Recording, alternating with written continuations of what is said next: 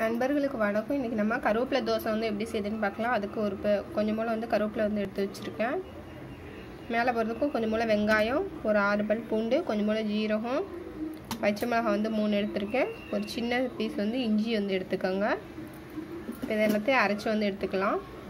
இட்லி மாவு வந்து எடுத்துருக்கேன் பாருங்க, அரைச்சி எடுத்தாந்தாச்சு. இப்போ வந்துட்டு மாவு கூட வந்து கலந்துக்கலாம்.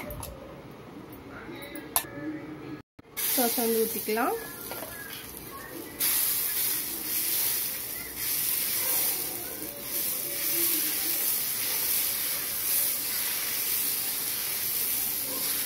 இப்போ பார்த்தீங்கன்னா ரேஷன் கடை அரிசி மாவு தான். எப்படி அரைக்கிறது வந்து நான் கீழே வந்து லிங்க் கொடுக்குறேன், வேணுங்கிறவங்க பார்த்துக்கோங்க. மேலாப்பில் நான் வந்து கொஞ்சம் போல் வெங்காயம் போட்டுக்கிறேன். சுற்றி கொஞ்சம் போல் வந்து எண்ணெய் விட்டுக்கலாம். திருப்பி போட்டுடலாம். திருப்பி போட்டு எடுத்துடலாம். சூப்பராக கருவேப்பிலை தோசை ரெடி ஆயிடுச்சு.